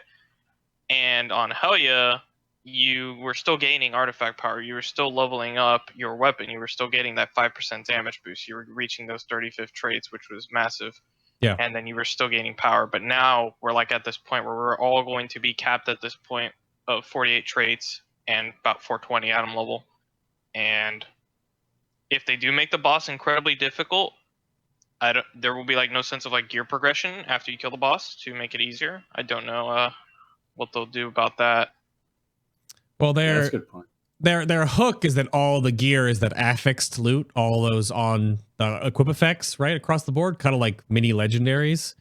I guess in this case, that's what we would have. If you haven't seen all the loot that's from Crucible of Storms, there is some interesting stuff that could be. That's going to be how the gear progression would work, is getting more of those effects. But there's definitely no eye level. Yeah. The problem with the gear is it has like trade-offs. Like if you get like less secondary stats as well, or like some don't even have primary stat on them, but they have like these other effects. So it's like maybe it balances out in a way. Right. So I'm not really sure how they're gonna handle that, because I think in the difference between EN and like TOV was the item level cap didn't go up from EN to TOV, but the bosses dropped higher loot. Like I think they dropped 890 and 895, and EN dropped 880. If I can remember. I think that was what they dropped, right? So Yeah, in this raid, it's a bit different.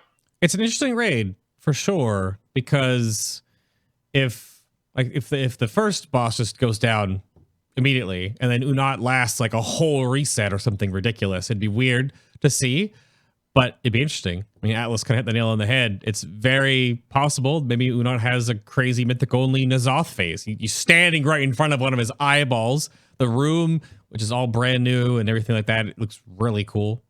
It's a very huge change of pace from where BFA has been going so far. We've known this is happening. We've known the old gods are going to be happening here soon. So I like the noise the eyeball makes.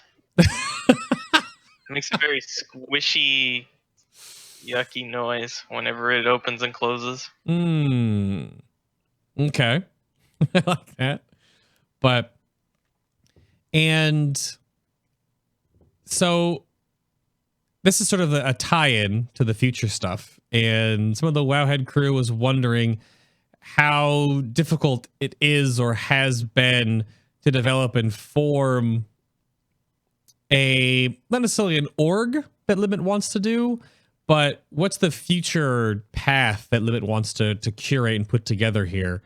Because I know you're not trying to do everything else that like the method is doing, but like what's the future trajectory that you're looking at? I don't know who has the information on this one. I can sum it up in like a few words. Okay. Atlas, go for it, because Tagzz might talk like Max. Cool, smart dudes hanging out, having fun, killing bosses. Mm-hmm. It's good to know that you think I'm cool and smart, man. Really appreciate And it. THD, the fucking basement dwelling freak that we keep in a cage. Oh, no. All right. Well. Yeah, so it's basically that. That's like our number one priority.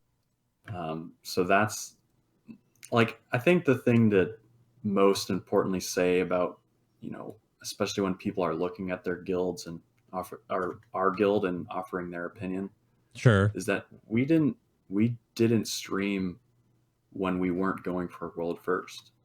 Like we didn't stream in the first tier we existed back in HFC, and we got out of nowhere, we got world 7th. Mm-hmm. We were not competing with Method, and we still weren't streaming. So the biggest answer to like, why don't you guys stream now that Method is Method had nothing to do with why we didn't stream. That like them starting to stream hasn't changed our outlook on things and our opinion on why we don't stream. The biggest thing is that our number one priority is like having the best environment possible, obviously doing as well as we can, and that's it. I guess clout is secondary to that, and that's it. That's it. Period. Especially with, obviously Method has a lot of great ideas, and they make the streaming thing work. All the power to them. But they just have different priorities than us. Okay. And also the other thing is, we would have to put in a lot of work. Method has put in a lot of work to get where they are right now, and 80% of our guild doesn't want anything to do with that. We're all raid loggers, and that's the other thing. People are saying we're leaving money on the table. Yeah, we are to an extent, but like if we wanted to make it real and make it a thing, we'd have to put a lot more effort in that most of us don't want to do. I mean, it sounds lazy, but like it's a hobby. It's a game. Sure. We're just gamers. So it's not as black and white as just like, hey, just turn on the streams, you wussies, like not like that. And There's we didn't been stream before anyways, so I mean that's very grade school language for some of the stuff that I have read, unfortunately, that's being angled at you guys, which is just, it's the way the internet works sometimes though, and it's just unfortunate. But I guess we're at that point. If you have closing remarks or anything you want to soapbox about right now, how the game works. I've moved a few topics from the main notes to the BTS after show, so that'll be for my patrons later. We'll get a little more of that, but I don't know.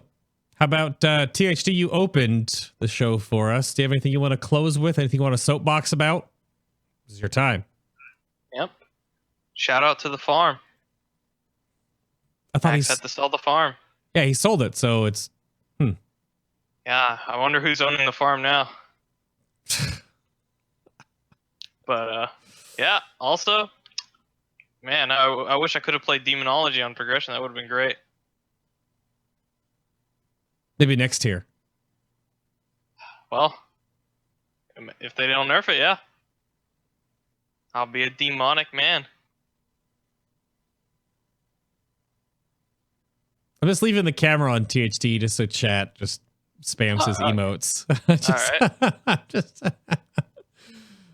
good on that one. Tags, how about you, sir? Gotta recover from that. Yeah. Nothing new. Just shout out to Rengaro, all the boys in Limit. I wish they made my class better. It's really bad. I wish they made Atlas's class better. We're just both on the bench. Shout out to Willie B. That's about it. All right, Atlas, you're last up. Closing remarks, soapbox, sir. What you got? Game sucks bad, but it's fun when you play with friends. So shout out to my friends. That's it. And shout out Squirtle Squad. Sorry. Ooh. I got to do that one. It's a funny one. We'll have to see when we revisit these shows in the future because we have a lot changing system-wise for Azara. I wonder what that patch will do to the Azerite, to the way the game or some specs feel, because that might be very transformative. I know people are talking about how basically it'll be like the last patch of the game, but it's like the soft reboot of BFA, which is it's nonsense, but it's probably going to happen. We'll see. A lot of games make us farm more AP. Well, if you have cool things on your necklace that aren't just passive for every single DPS spec in the game, but actually are like a mini artifact. Nah, just generic stuff like Please 1% don't. damage. THD, come on. I'm trying to be a Blizzard developer, so that's pretty I'm spot on there. Come on. I don't like that. Well, I'm going to hit this button over here and wrap us out. So, thank you all very much for tuning in to episode number 180 today. Talking with Limit about the World Second. It's World Second, all right? You can meme World Third, whatever. It's a super weak meme. All right, it's just dough. It's not baked. It's not made in a toast. It's not double baked. Nothing. You can do better than that, chat. All right? Jeez. Goodness. But my name was Adam K, a.k.a. Bay. Shout out again to the great folks over at Wowhead for help putting the show on today. And, of course, keep up with all the coverage in World of Warcraft in so many facets. Just unbelievable. Go back around the horn again. You can go follow Atlas at AtlasXO and his little underscore there on Twitch. And you can watch him, I guess, tank because you're not DPSing right now. Oh, I'm not even playing the game right now because school. Well, that's true. I log in whenever I can, and I do things when I can. But, yeah. Thank you for your time today, sir. I appreciate it. And there's Tagzz, who doesn't tweet, but he doesn't have a Twitch, so I guess you can I do have a Twitch. I stream. No, you don't. I was not giving your Twitch. It's so a very undercover stream. He streams the best RPG content I available. only stream like once every 2 weeks, but you gotta be on the lookout for it. Because I do stream. Well, very exclusive 5 viewer, occasionally 6. You can go not follow him on Twitter and find out when he streams on Twitch then. That works? Yeah, follow my Twitch channel if you want to see the best RPGs the North American scene can offer. Oh no. Appreciate you coming back on again, sir, though. Thank you for your time. And then there's THD, who he's same name on Twitch, and you can go spam his face in his chat while he shoots chaos bolts, I guess, right now, or summons demons. I don't know. Do you play anything else besides Warlock? Oh, I play a lot of guys. My favorite ult is probably TH Demon. He's like a real demon, though. You don't want him in your raid, but he's a demon hunter. You got THD Priest. I hate THD Mage the most. That class, man, it's like Frostbolt Simulator. It's really bad. Well, But, play Fire Mage then. Well, that's just Fireball Simulator. No, it's too good. His brain's not big enough for that spec. Oh. I'm sorry. And then the other one is just Arcane Blast Simulator, literally. Hey. So, Terrible. I mean, it's a 2-button spec, man. Every time I play my mage, man, I don't want to play the game when I play the mage. That's too bad. But thank you very much for tuning in again today. Next week, stay on FinalBossTV on Twitter because I may or may not, depending on schedules, but we're going to start booting up all of the spec shows. We still have a couple of community things sprinkled in and out there. And of course, we might have one if depending on Crucible Storms in 4 or 5 weeks, if we have to do a show about that, we'll see. But thank you very much for watching. Thank you very much for listening. And get to 50 on your necklace, then you can stop grinding AP. There you go, because it caps at 50. The more you know. But thank you very much for watching again, and we'll see you all here next week, hopefully. Bye. Wave by. Wave. THD, your camera's gonna lag, so it's gonna pause you, and you're gonna make a GIF of it. There you go. Yeah, it's beautiful. Yeet. Oh no, what have I done?